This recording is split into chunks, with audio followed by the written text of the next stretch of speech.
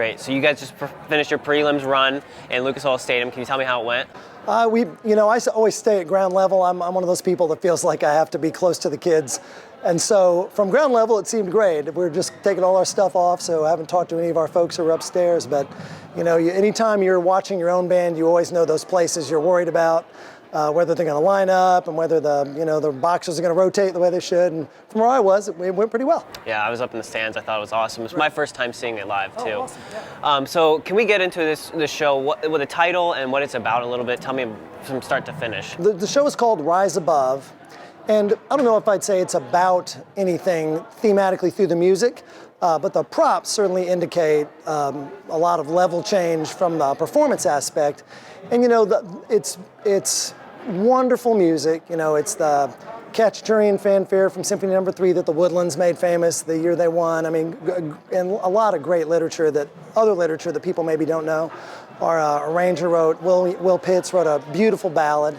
And so I guess it just kind of takes students emotionally through a journey about how you overcome the things that are obstacles to success. And high-level marching band can be sort of representative of that for teenagers too. Those beginning of the season moments where it's hard and it's hot, and how that evolves through a season to be, hopefully a wonderful performance that people like. Definitely. How does that show or that concept translate? This is a new look for you guys this year. Bright colors, a lot of reds and yellows and oranges coming from especially the color guard as well. Could you explain how that kind of ties into everything? Well, I think it's hopeful. If you want students to rise above the things that challenge them, you want that visually to represent that sort of hopeful outlook too. And so I really think it's as simple as that, just beautiful colors that represent a happy, hopeful vibe. Like warmth. Yeah, for sure. Definitely. I kind of want to talk about how you have the different levels with the stages across the front. What made you think of that shape that you have with the tall stages?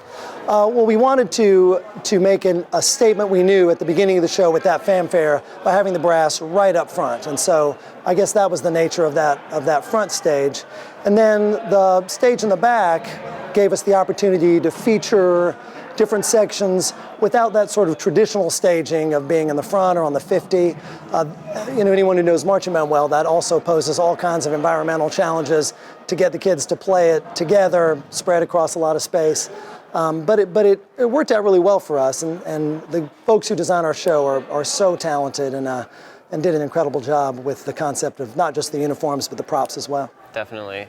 One thing I remember from Dobyns-Bennett last year is that, like you said, the environmental challenge with music and everything, the way everything lines up. Last year it was very difficult, and this year again, it seems like it's another really thing you're trying to capitalize on the difficulty of. Can you speak to how you've kind of approached that?